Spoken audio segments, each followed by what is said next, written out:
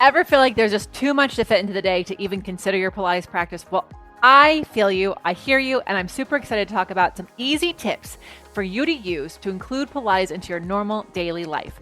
Let's dig into it.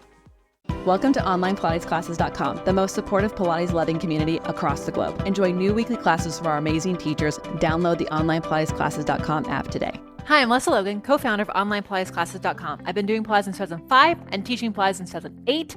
And here's the deal.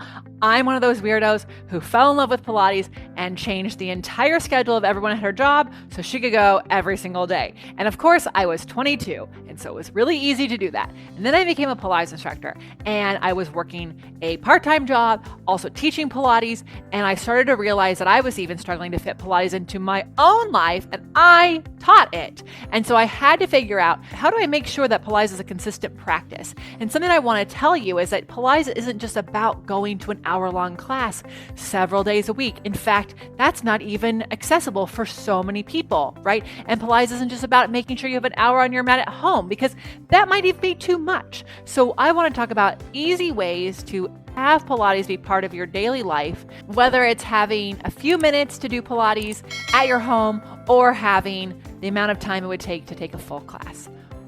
So why should you be incorporating Pilates into your daily life? Well, something that is ingrained to me from my teacher who studied with Joseph Pilates, he always said, we don't do Pilates to do Pilates better. We do Pilates so we can do life better, so that you can reach to the top shelf and grab something that you need to get on your tippy toes without straining something, right? Or reach into the back seat and touch your kiddo and make sure they're comforted at a red light without straining something. That's why you have to incorporate in your daily life. Also, mental health benefits are amazing. There's so many studies that show that when we move our bodies, we feel better. And because Pilates is a mind-body exercise, having those moments to connect to our mind and our body is so key to having days that don't feel like they're going crazy, that we're like, have all these demands and we got nothing done. Having these little mini moments of movement. And here's the thing about Pilates. It can meet you where you are. And not just that it can, it does.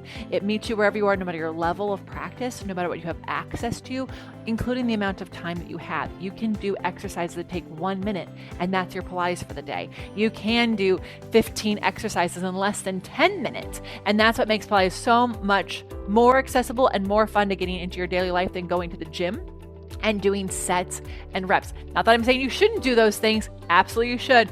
But Pilates can fit into a smaller amount of time if that's all that you have. And if you want to know more about why you should be doing Pilates, check out our video about why you should be doing Pilates. It's got lots of amazing information on the benefits of Pilates and how to have more of it in your life. So how do you fit Pilates into your daily life? Well, first of all, it's important to have an evaluation around your schedule and your goals. So we've all heard it. Show me your priorities and then show me your schedule and I can tell you your priorities are. It's really true though. So when you take a look at your weekly schedule and you take a look at the goals you have for your life, it's important that we see them integrate. And one of the best ways you can do this is to look at what you do in the morning, what you do around lunchtime, and what you do around the evening. We have certain things that we do as a habit without even scheduling it, without even thinking about it, in the morning, around lunch, and around the evening.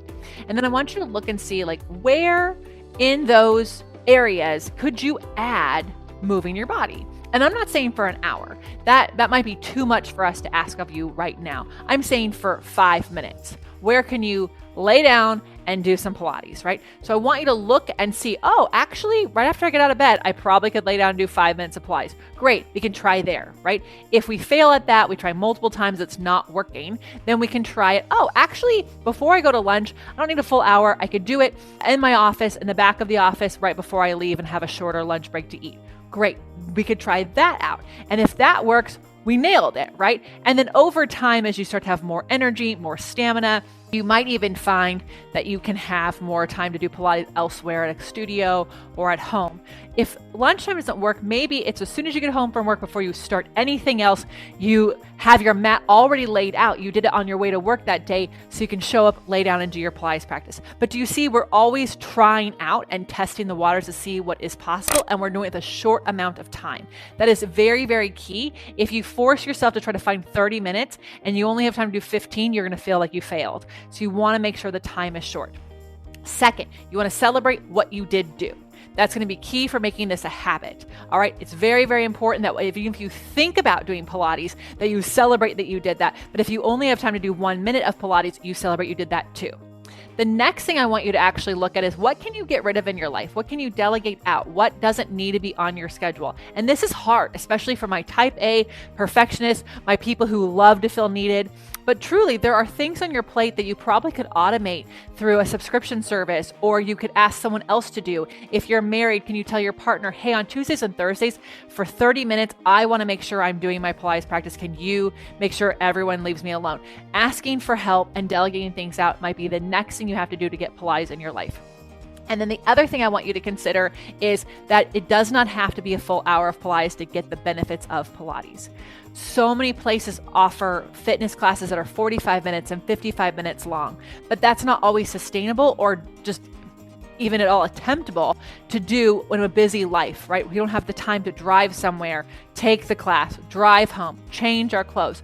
And so I want you to know that those are done because that's how it's always been done. Fitness classes are always an hour. We pay people by the hour around here. So what I want you to know is that there are excellent benefits in doing Pilates for 20 minutes a day, 10 minutes a day. There's so many you can do. The Pilates 100 can be done in 1 minute. So if you only have 1 minute to do Pilates, you can do the 100 and you'll have worked your whole body out. It's kind of amazing. Also, if you're wanting to fit Pilates into your daily life, I need you to look at some other things. Are you sleeping well? It's really hard to get up in the morning if you're staying up too late. And I know about sleep procrastination. My husband has it. He loves to stay up a little later than he said he would, just to be like, I can do this. And then he misses his yoga practice because of it. I don't want that for you. So set alarms that tell you it's time to go to bed so that you can get a good night's sleep and make Pilates part of your regular practice. Oop. Gotcha. You've been, I shouted you out in a bad way.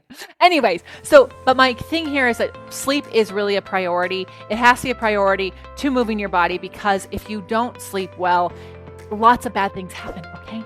There's lots of research on this. We gotta sleep. We gotta make our bodies sleep. And then I can't say it enough. Please, please, please make sure that you give yourself permission to do less and that you celebrate what you did do and you ask for help in doing that. And finally, let's get into those easy steps for daily integration. Put your mat out the night before. Take your clothes out the night before. Pull up the class you want to take online so it's already open on your tab and you see it all day, so you know you have to do it and you don't have that decision fatigue looking for the video. And listen to your body. If your body is telling you could do more, maybe you go a little faster. Maybe you work more muscles. If your body's telling you need to go slower, maybe you actually stretch a little bit before. Maybe you don't finish the class that you chose. Listen to your body. It's going to make it so much easier to show up for you each and every day if you're not punishing yourself to move. And also at onlinepilatesclasses.com, we actually help with the accountability. We actually help make it so much easier to do Pilates every single day, because we send you the notification that there's a new class up every single Tuesday. And you have that class up for 2 weeks where you can take it over and over again to compare yourself to yourself, making it so much easier to get Pilates into your body and understand where you are in your practice. And also at OPC, you will never hear us say no pain, no gain. We'll never hear us say you must finish this class. In fact, you will hear us always remind you that finishing is optional, that doing what is possible in your body is brave and courageous. And so go to onlinepilatesclasses.com/YouTube to get help in making Pilates part of your daily practice. Thank you so much for watching this video today. I truly hope this gave you some ideas on how to make sure that Pilates is part of your daily life. And remember, it's okay if you're not perfect. It's okay if you're still learning. It's okay to not do a full class ever. The most important thing is that you are giving your body time to move. You're giving your time for your mind and body to get connected, and that you're getting some Pilates into your body. Some Pilates is always better than no Pilates. If you have any questions, feel free to put them in the comments below. I go live every single Sunday at 9 a.m. Pacific time answering your questions. If you would like feedback on your form, OPC members get that. So go to onlinepilatesclasses.com/YouTube. Thank you so much and have an amazing day.